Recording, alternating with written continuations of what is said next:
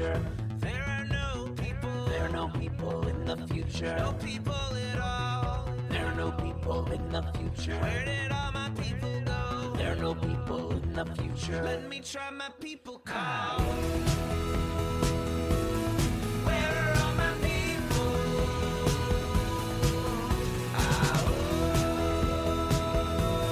Where are all my people?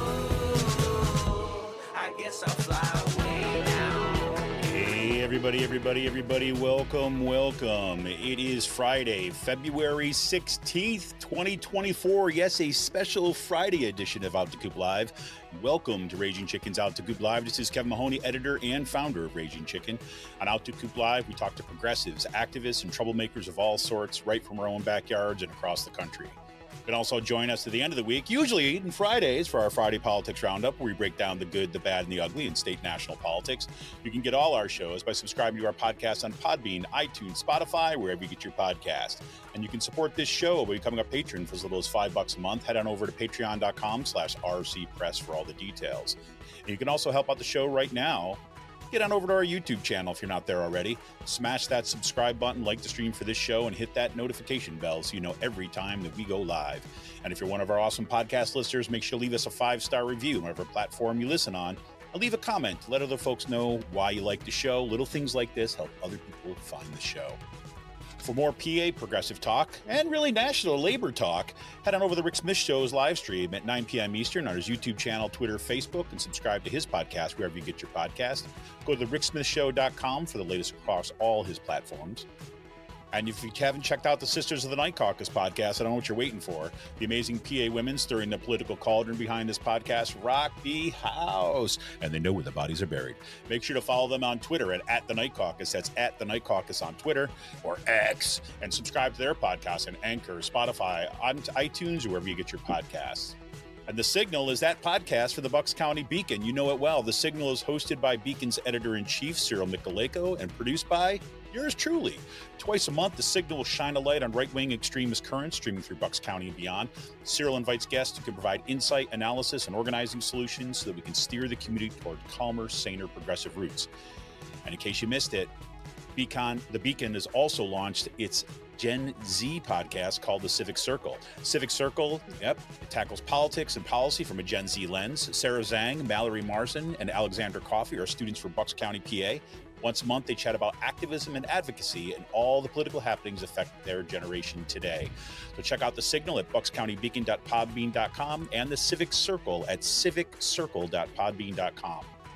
For all you gamers out there, the Game Inn is a Quakertown-based Black family-owned gaming store. Friends of the show, and they've got everything for retro N64s, the latest consoles, video games for all platforms, collectibles, action figures, Funko Pops, walls of Funko Pops.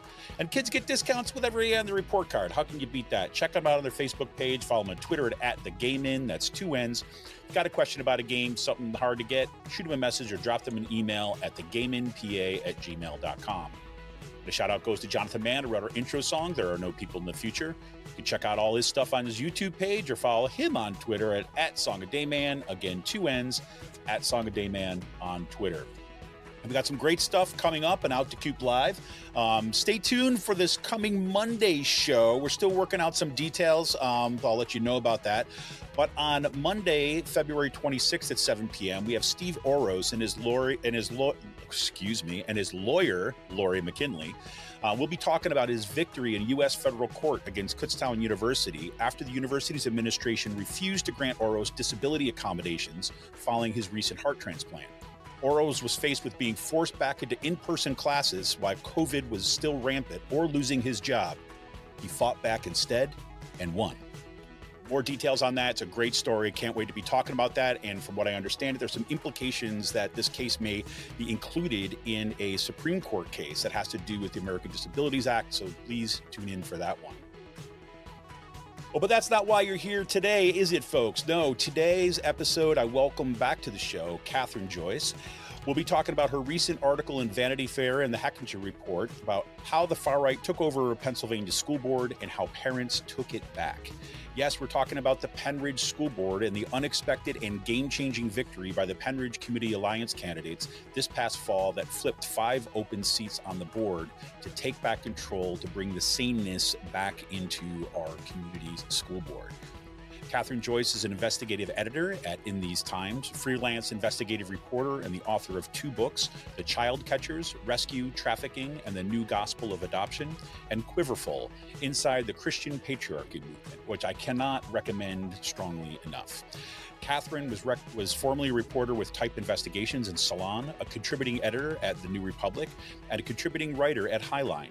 Her work has also appeared in numerous publications, including Mother Jones, The Marshall Project, Longreads, the New York Times Magazine, Vox, The American Prospect, The Intercept, The Nation, Cosmopolitan, Adirondack Life, The Atlantic, This, the Harvard Divinity Bulletin, and many more. Yes, indeed.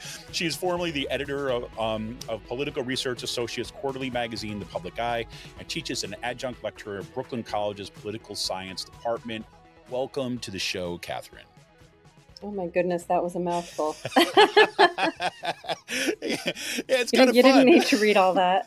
Yeah, it's kind of fun. I mean, you're somebody's. I said this when you were on the show last time. You're somebody's work I've followed for quite some time through kind of various iterations of different places, especially as someone who's been tracking what's been happening on the far right for quite a while, even when it wasn't right on the front pages of our newspapers, long before Trump, long before we get this kind of like recent turn.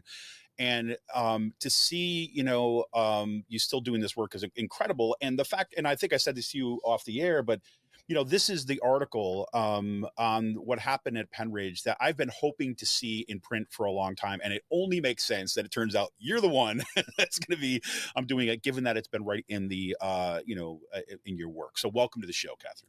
It's great to be back. Thank you so much.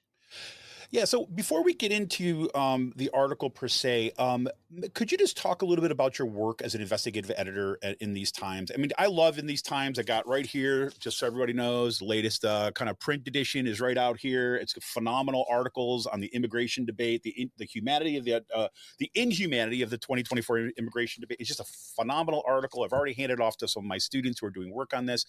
Can you just talk about a little about the work that you do there within These Times? Oh, it's so great to see that cover. Yeah, that is my colleague Nadi's amazing roundtable on immigration, which was so good. But yeah, I've been in These Times for a bit over a year now. I joined in late 2022, I guess. And yeah, I'm an investigative editor, so I work on a lot of our long form investigations. We have looked at a wide range of things in those pieces. We have looked at, in a series by another of my colleagues, Joseph Bullington, we looked at kind of rural gentrification, the way in the Mountain West, in places like kind of the resort areas of Montana, there has been such an influx of outside wealth and second home buyers and tourists, and kind of the transformation of housing into Airbnbs, that the people who have lived there for a long time and the people who make those towns run have just gotten pushed out. And we were talking just before the show about both being from upstate New York, and I mean, in a smaller fashion, I think that's something that we're both probably familiar with as well. We've looked at the impact of the Dobbs decision on, we published one of the first stories in the country on a woman who was forced to give birth after being denied an abortion thanks to the Dobbs decision by Bryce Covert.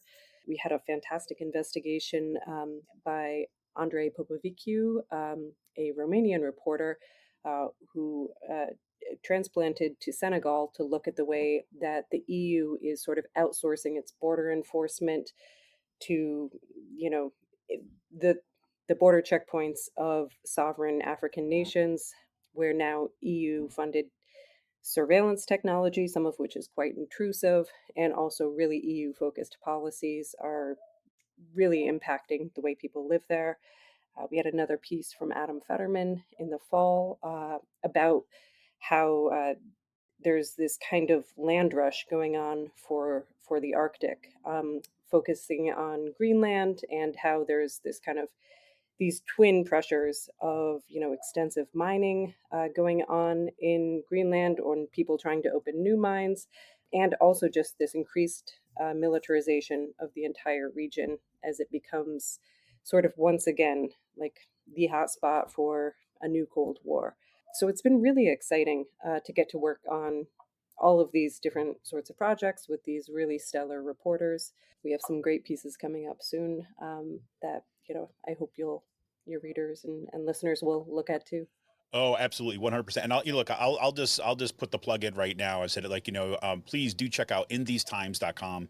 I mean, I'm a subscriber. I've been a subscriber for a long, long time. I mean, it is one of the publications in this country that has kind of established itself, and it's been around for a long time. It's been established itself as a nonprofit newsroom that has done investigative work that you just don't get this reporting elsewhere. And it's just, I mean, it really is. It's like the first thing that I read. I look forward to the physical copy every month. I got it tagged under my mags bookmarked here. It's the first thing I read in the morning.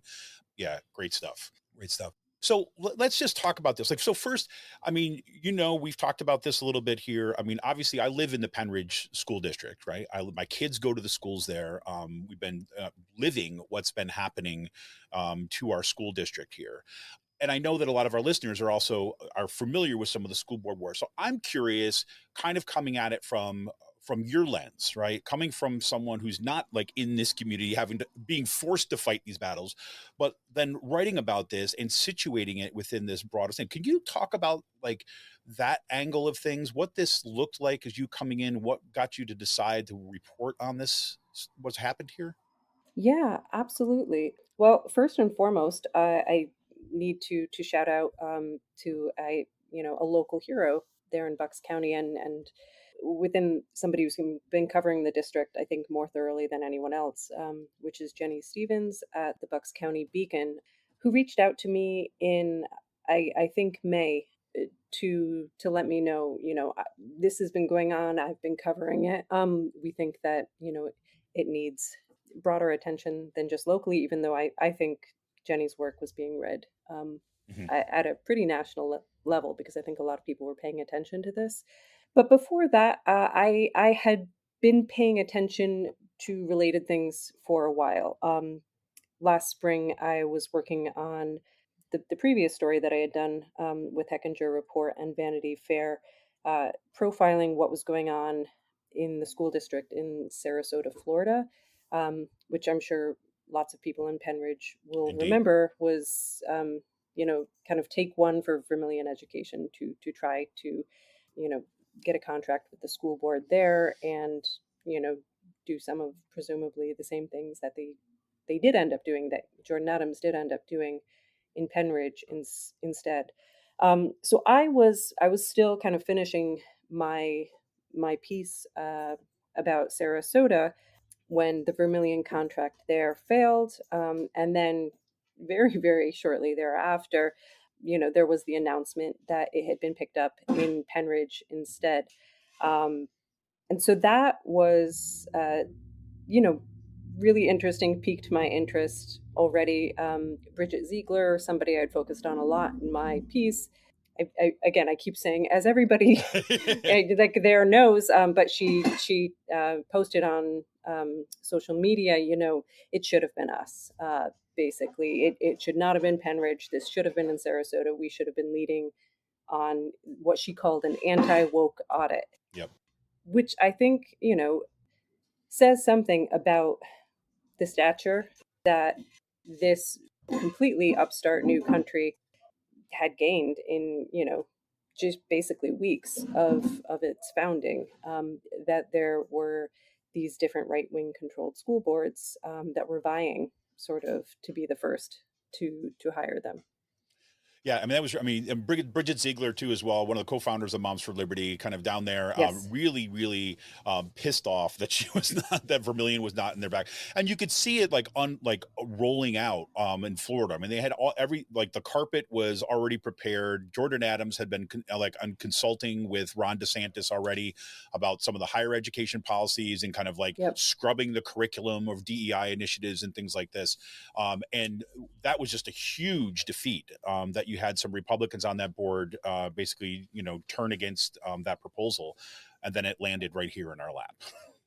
Yep. Yeah, no, it was sort of like Pennsylvania is charging ahead where Florida couldn't get this to work. That was interesting. Yeah, it's fascinating. And this is like, this is this little bit beyond what we're talking about, but there's very long interesting history between Pennsylvania lawmakers and Florida lawmakers. The last three chancellors of chancellors of the state system of higher education before the current guy were from Florida. They came out of the Florida system. They were connected with the Bush family. They were connected with education reform down there, and they kind of ship them up here. It's just and it's remarkable to see this kind of parallel continue at the K through 12 level, especially at the school board wars. The Florida model. The Florida Yeah, model. absolutely. Wow. Yeah, so I'm curious, as you were kind of, were there things that stood out for you as you were talking to folks? I mean, I love the fact that, you begin your article quoting Bob I always get his name wrong. Here we go. Bob Cousinow, right? He's a social studies teacher at Pennridge High School, and basically saying, look, what happens here is going to be the case study, right? This is how you take over the board, or this is how you win. I mean, I thought that was a great frame for the piece. Yep. And so can you talk a little about some of the conversations that you had with folks in the community about how they saw this fight and how they turned the tides, really? Yeah, I mean, that was extremely interesting for me, especially coming right off of reporting in Sarasota, because there I was hearing sort of similar sentiments. A number of people there kept kind of echoing some variation on their sense that, we are this, underground laboratory for whatever Florida is going to unveil on a statewide level, and perhaps, broader than that, perhaps nationally, that Sarasota is this testing ground.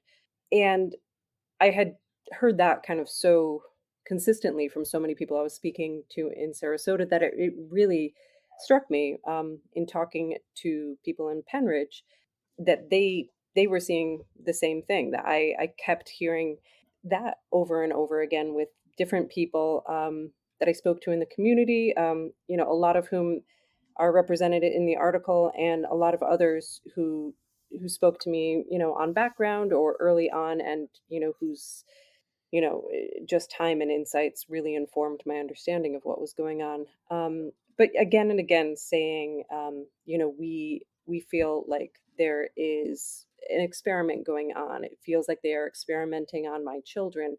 It feels like Hillsdale College is using us as this test case to make Pennridge kind of the first public school district that is being run along these lines, which Hillsdale College would disavow and say they have nothing to Right, do of with course. Vermilion education, of course.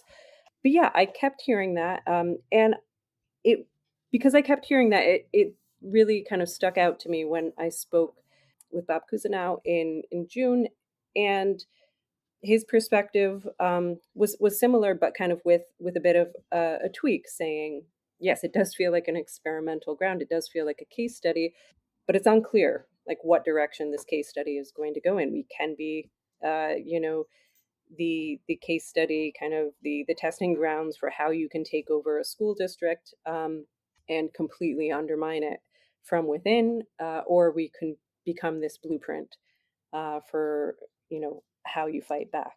And I don't think that's my that didn't strike just me. I mean, I think in a lot of the other coverage of what happened in Pennridge, I saw kind of similar language again and again. People talking about a playbook, a playbook, a playbook, and largely talking about like this is the rights playbook for taking over. This is the Moms for Liberty playbook.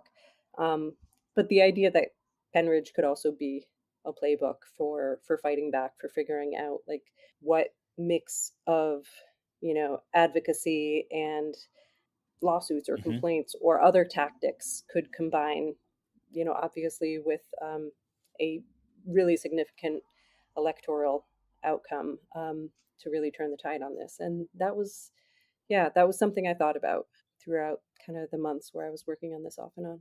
Yeah, and it's really, and all credit goes really to the parents and the organizations who helped build that narrative about this being a playbook too. All thanks goes to Jenny Stevens, who helped kind of, get the shout out and show like the background and the context, which was lacking from most other local reporting. I mean, local reporting in some of the kind of more mainstream newspapers. It'd be like, oh, this happened and this happened. Okay, that's great. But why did it happen, right? How is this connected to this? What is the information? What's the background that's going to help us understand what is actually happening here at Pennridge? And, like you mentioned Laura Foster, one of the co-founders of the Ridge Network, who was, and Adrian King, who basically helped kind of build those networks. And there were, and people doing the door knocking, going door to door, talking not just about elect this candidate, but helping spread that kind of education about what is actually happening here at Pennridge and why it's important both for our kids, for this district, and then beyond. Yep. Yeah, for sure.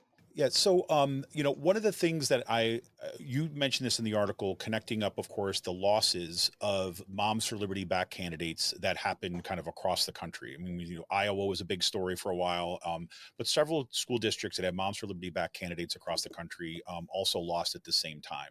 And personally, I began getting a little bit concerned about a narrative of victory, right? A narrative of like, okay, we finally put Moms for Liberty to rest. Because even like right in this area, we have a school district right down the road. It's in Souderton School District, that went the other way, right? That was just getting off the ground in terms of the extremism that we saw in Pennridge. We saw the Kutztown area school district, which is, I teach at Kutztown University. This is kind of in the public school district out there. Same thing happened there. And so we see district after district that are, less, let's say, high profile at this point, but are nonetheless going to or are experiencing some of the similar things we have. And I know that folks from the Ridge Network have already begun reaching out to some of these other school districts. And those school districts have been reaching out to folks in Pennridge about this. So, I mean, not asking you to kind of predict the future here or anything like this, but, given a sense of, your kind of ongoing reporting, what you saw in Pennridge, what you saw in Sarasota, how influential do you think groups like this, like the Moms for Liberty folks, and these kind of extremist elements, the money going into school boards, you see that as a kind of tendency continuing going forward? My skepticism was always on the line of like, these folks don't go away. They've got tons of money behind them, and they're just refining a playbook. But I'm curious your perspective on, where this goes from here, especially, we're in an election year. And so, I mean, I don't mean just in terms of the presidential election. I'm really more even thinking about how these folks are building out these right-wing networks.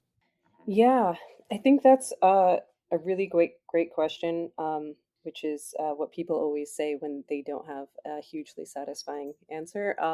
So, uh, I mean, I read, I believe it was in the Daily Beast a week or two ago. You probably saw this, but there was a story that had a title something like even Moms for Liberty is getting sick of Moms for Liberty, and it was talking about a a local chapter that had gone from I think a couple hundred members to like three, and then those three members like got together at a diner and they're like, yeah, okay, I guess we're done here. And they just kind of closed up the chapter and like posted an announcement like this chapter is available if anybody would like to Up for come in and sale. get it. Yeah. I mean, and they talked a little bit about you know the waning appeal of some of the high intensity activism, now that fights over school opening or closures or masking requirements or vaccines is not foremost in the news. I mean, not to say that Hmm. COVID is gone, Sure. but not, first and foremost in the news every day. That for a lot of people who got drawn in because of that, not all of them had the same level of energy or interest in fighting so-called woke politics in school. Obviously, a lot of them did, because that's, where we have seen so much of the kind of ferocious energy that drove the situation in Pennridge, kind of leading up to this past year, because so many things were happening before Vermilion showed up, obviously, and also in Sarasota, where there was just this kind of similar sense of every school board meeting brings something new, brings like some new kind of radical proposal that is somehow tied to this narrative of, we've got to take back our schools. So, yeah, I mean, I think that was a really interesting article. And I don't know, in honesty, and I don't know if anybody really knows, like, is that the way things are going to proceed? Is, the sort of crop of scandals around Moms for Liberty leaders from, I think there was one in Pennsylvania who was disgraced fairly recently. And then obviously there's Bridget Ziegler herself. Who's had, that's a whole other no, we can of don't need worms to there. touch that.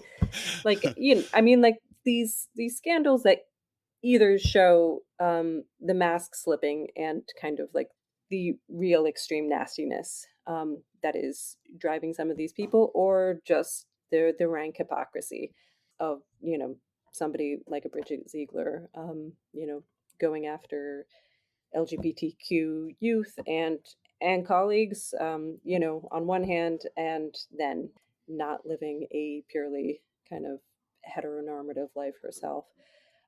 Yeah, I don't know which of these things went out, and this is maybe like taking a step back to think about it. But sometimes I think it helps to think about what's happened with other right-wing movements. We don't talk about the alt-right anymore, and we haven't really talked about the alt-right so much for a few years, really, since Charlottesville. But it's not because those people went away. It's not because they saw the light and, stopped being hateful bigots. It's because they rebranded. Some of the leadership maybe was put out to pasture, but those energies were recaptured. They were redirected to new projects, whether that's kind of formations like the America First so-called Groypers, or other things. We are still absolutely dealing with a very radicalized, white nationalist right-wing movement that believes in many of the same things that the alt-right did, and in many regards, like those things have just become mainstream talking points for most of the right today. Most of the conservative movement, most Republicans now are giving voice to things that were extreme when we heard them from the alt-right in 2015, 2016. So I think there's one level on which if a brand gets tarnished, similar things pop up under new branding, and that's just the way it is. I mean, I don't think a lot of these fights get permanently won.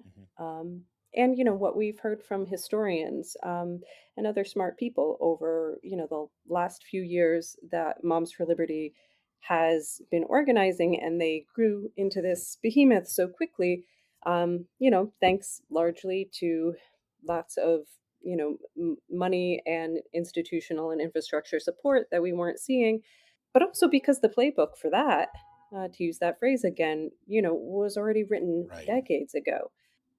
This is the same sort of stuff that we have seen historically. So I don't, I don't know exactly what the fortunes of that particular group are going to continue to be. Does seem like they are a little bit tarnished right now. And it does seem, to some extent, like some of the people who really made their names, the Chris Rufos, have, at least temporarily, have shifted their attention to higher education. So we're definitely seeing a lot of stuff happen there. But my suspicion is, that there may be more rebranding than there would be, actual kind of anything like acknowledging defeat and walking away.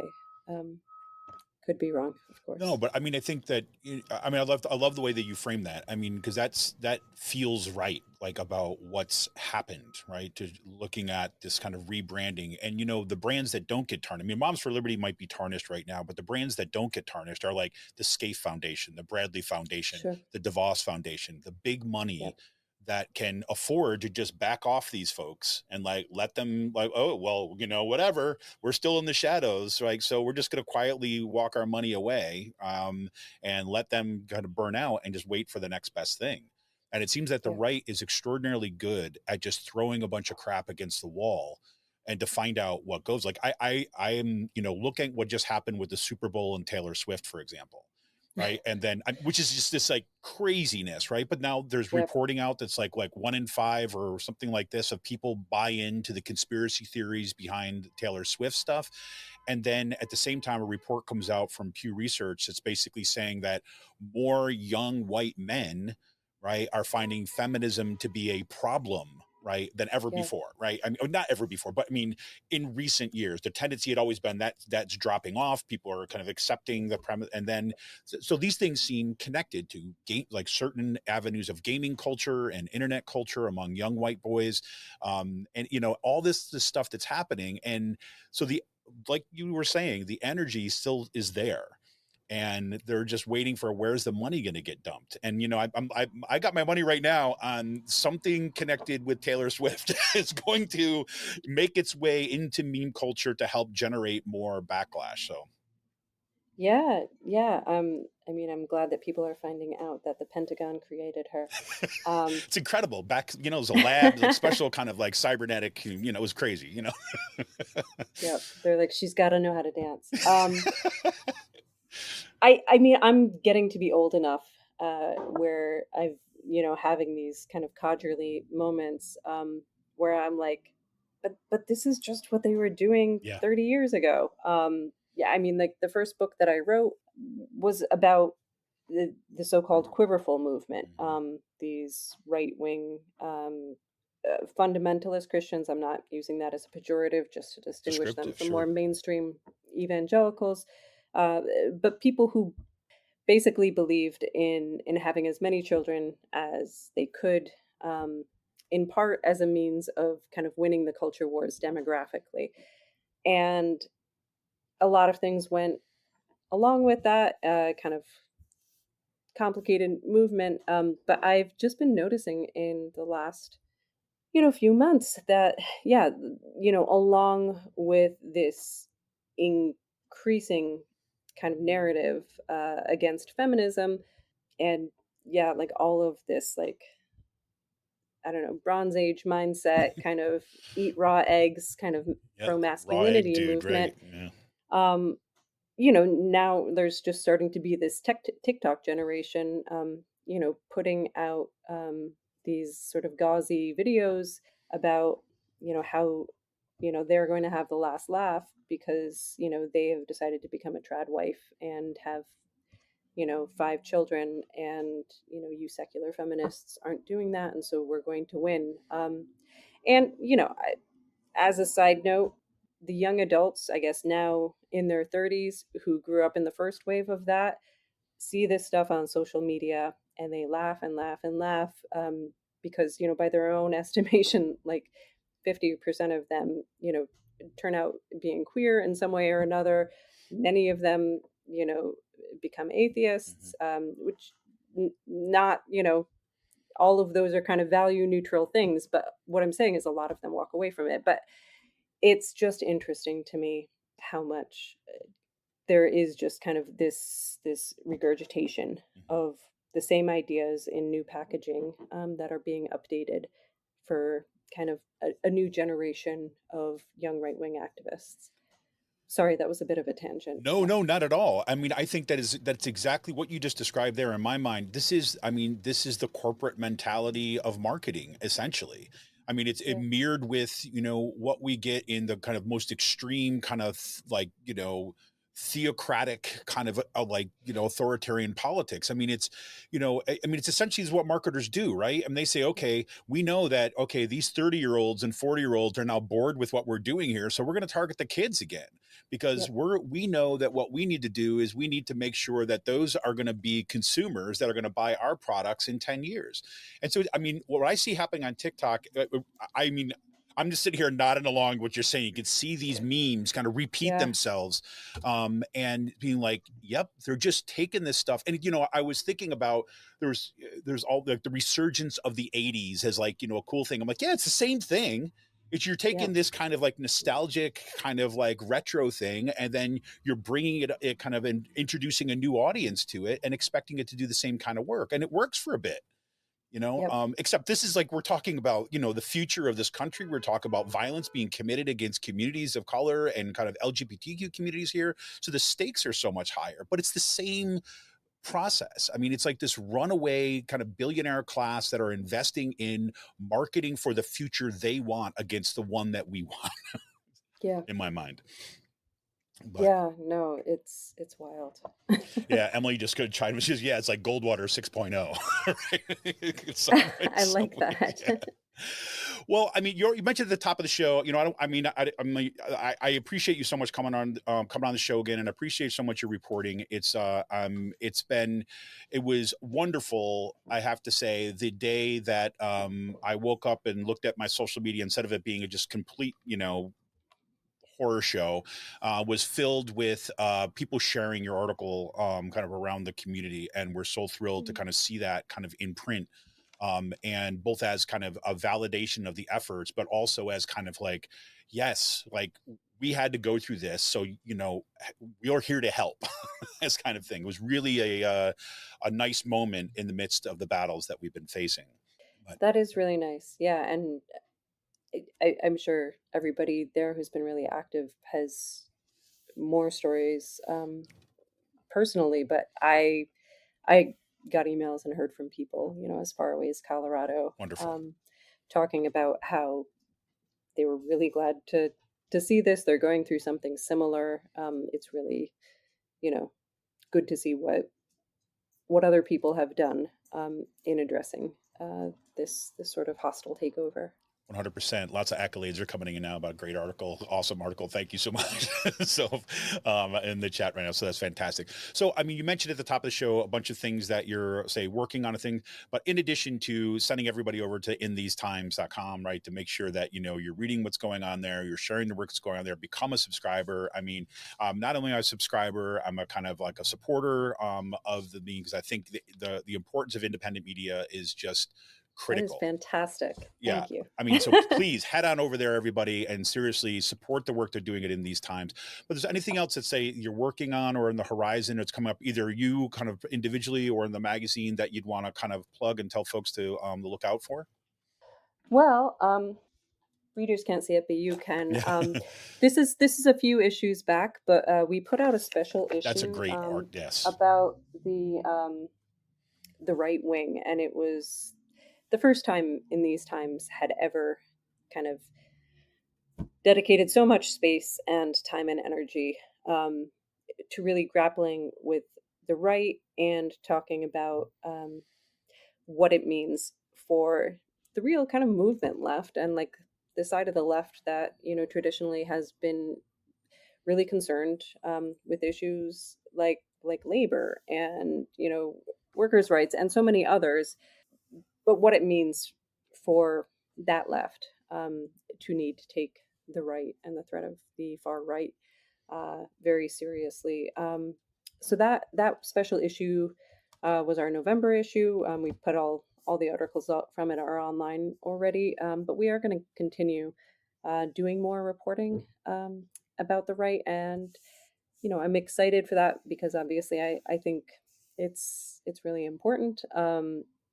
But I think, you know, I think it's bringing, you know, this issue up from a slightly different perspective, and, you know, thinking through, you know, what does it mean to be grappling this, and, you know, where does this fit in to a left sensibility. So I'd recommend that, and yeah, I personally am going to be continuing to write about these issues there and perhaps elsewhere. And when I occasionally post on social media, it will often be to share those articles. I'm sort of a disappointing follow on social media, but I do put my articles there. Well, your articles show up. That's what matters. Yeah. Disappointing follower. Yeah. Well, with the collapse of all these platforms and things right now, I've become a disappointed follower. So at some point, you to be out there on these things, it's like half the time it's like crap. But I'm so glad you brought up that issue of In These Times called "What Is to Be Done: The Spread of the Far Right." It is a phenomenal article. Kathryn has got a great article in there with Jeff Shartlett called "Losing the Plot." I was just talking to her before the show about this a little bit, which is seeing all these folks of the former left kind of turn to the right. How do we make sense of this? There's a great piece in there from Bill Fletcher Jr. on the fascist movement's biggest threat, labor unions. Fantastic. Just to give you everybody a sense of kind of what's in there. A great piece in here by Rick Perlstein. We're in an epidemic of right-wing terror. Won't somebody tell the press? Super article there on queer Louisianans are fighting back book bans, connected to that's a part of their dispatch, just to give you a sense of some of the things that's in that article or in that issue. And that, like you said, a lot of that stuff is up online now. So it's great reading. Yeah. Thank you so much for reading, and thank you for being an In These Times supporter. Yeah, 100%.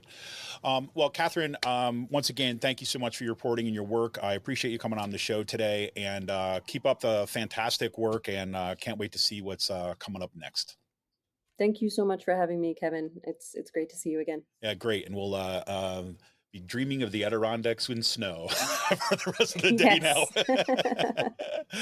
All right, everybody. Thank you for joining us today. This is Kevin Mahoney, editor and founder of Raging Chicken. I want to remind you can help support this show by heading over to patreon.com/rcpress. You can become a supporter for as little as $5 a month. We'll look for all the great stuff coming forward, everybody. Talk to you soon. See ya!